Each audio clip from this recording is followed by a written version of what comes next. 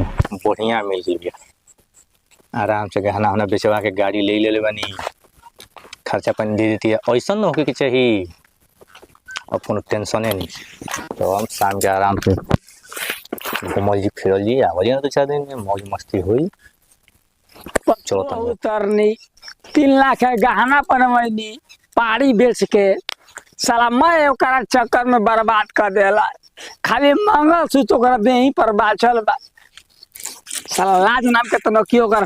सर में नहीं खे की करी त करी का लइका से कहत नहीं तो लइका बता नाती के बेटा का केने गोइल बाबे एक भोरे के एकरा खोइला पिया के चिंता न रहला। कहां कहां खोजी एकरा के साला पतो कने नहीं निया ना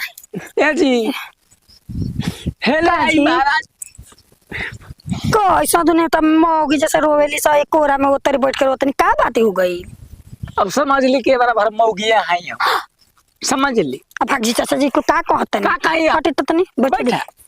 काम होई बा का के लइके के भागल बिया का। अरे बड़ा दुख में बाली कौन ची के दुख हो गल बा पता है मरलसिया न मुएले बनता न जिएले बनता। हां खाना वाना नहीं खे देत पता है सब मिलता बाकी घोटात नहीं खे। अब भूखो लागल बा का कही लूट गई नी हो लूट गई नी बर्बाद हो गई नी। कोनो ले चक्कर चलत रहे रहू हैं कौन चक्कर चलत रहे छोड़ दिया। अब हे उम्र में कौन चक्कर चली तो अब काल लूटे गए बर्बाद हो गए पतो खाना कहतन के देते बिया लइके भागले नहीं तो कौन ची के आफत आ गइल बा रोड पे आफत। हां साला अपने बेटा के बियाह में 3 लाख के गहना बनवनी पतो खाते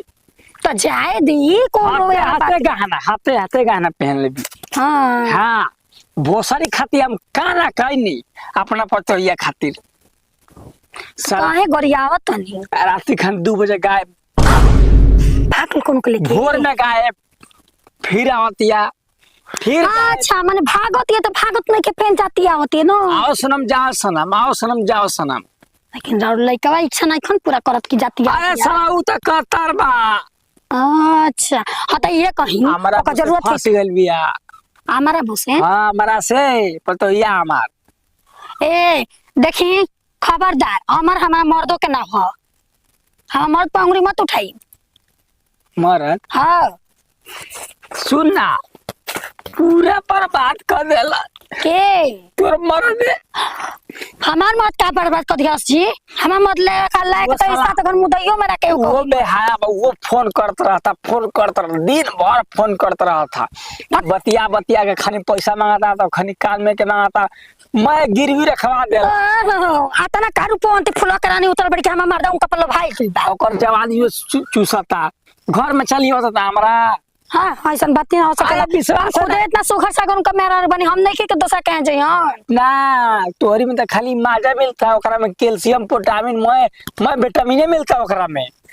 पैसा मिलता है ऐसे कमाए लेके जा तू रातियों में कबो गायब रहेला कबो भोरे में उठ के चल जाला अब बतावेला कुछ ना आ जब फोन करन तबे का मोबाइल वेटिंग में बतावेला हो ना हो ई बुढ़वा जो सही कहता। हां बोली चाचा जी समस्या का हल निकाले वाली हम अब औरत के दर्द औरतें समझी मर्द ना ऐसे चलो तू ओकरा के हैं तो पहले कहां बाड़न देखिए एक भोरे के निकलबन हम खुदे खोजता नहीं होई ओकर चक्कर में लागल होई हुए भोसरी के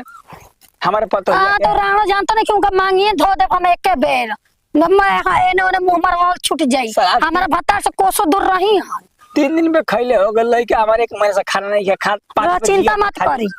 एकदम चिंता मत करी अगर ऐसा बात होई न चाचा जी तो हम अपना मरद के करे जा हिड़ दे ठीक न तो दूसरा का सोची के हम का करब आई नाती के बेटा के कराई ऐसे अबे हम निकलते हम सोचते हैं कि दिन दोपहरिया जबे मर्जी तबे घर से काहे दिन रात बाहर रहत हमर तनको ध्यान ना देता है कि कोनो लेकिन काम में को चक्कर में पड़ सकेलन। अब का करे जात रेल फास के जहर खाते लो गेलिए तू ही चला ना जहर खाए के जरूरत नहीं काहे के जहर खाई जी एकनी के मुड़ी में मोर के लाना लगाती आई तो हमार तो इज्जत पे कुल चलिए गई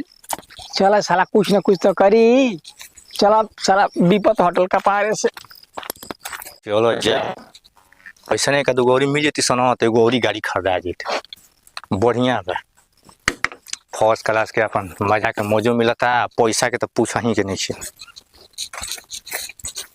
अभी आई चली तो अब टाइम चली आज कम की जन कैसे का एजी करे ए जका होता है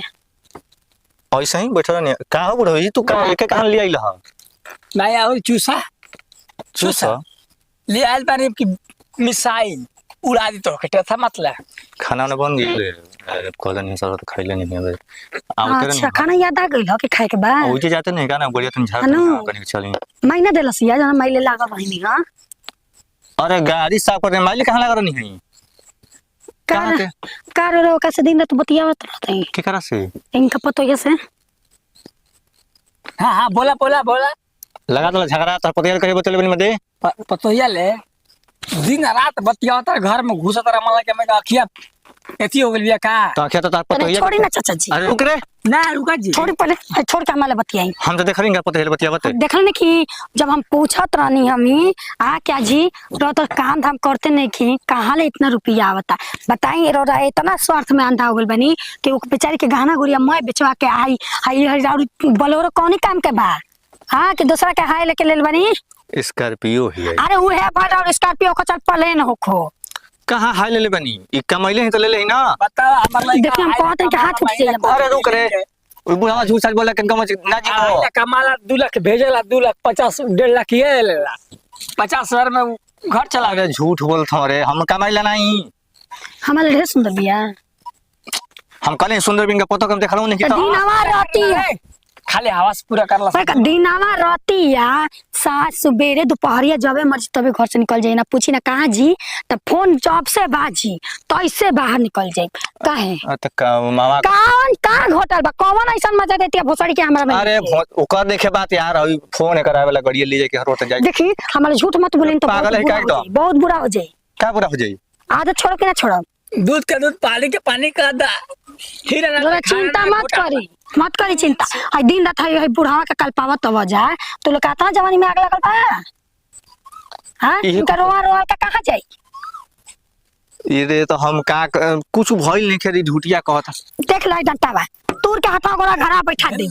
बे बे होखले लइका पैदा हो तरह से तो लड़का पैदा हमारे हमसान हम के ही ना समझ में आला हमरा घर में घुसे लाई तो या कया घुसल बनी मर दे तो ये एकरा के मारले कि ई पतोहिया के मारेला ई छिलेला साला आई अरे झूठ बोलता हूँ रे ऐसा कोनो बात नहीं है आई इनकर लड़का वो विदेश जाके देख हेतना गिरल बा हेतना हमर दुआरी के सामने कहाँ गिरल बा हाताना कहाँ गिरल बटे सेपट्टी का दरकार बली हमरा के कुल लइका फेंका देगा का अरे इनकर पतोहिया और कोनो से चक्कर चलत हुई हम सेफ्टी कहाँ यूज कर अभी गलती ऊपर से अरे ठेठा पगला ही का रे? सुधरा कि ना सुधरा मम्मा के साथ एगो बात बताई मोबाइल दी और मोबाइल निकाली मोबाइल तो कैसे हम जाए निकाली मोबाइल निकाली पगला ही का रे निकाली तो हम फिर कैसे फोन होना तो लेके जाए कहीं करिए तो कौन कहीं ना गाड़ी जाई दे मोबाइल बा हटन ने ए वे बस फुट लाग भाई देख लो नंबर 1 घंटा 47 मिनट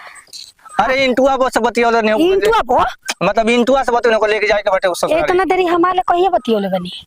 तू संग में रहते बोलते का फोन पे बतिया काहे हम नहीं घर ना जाई ना हम इतना तैना जाई ना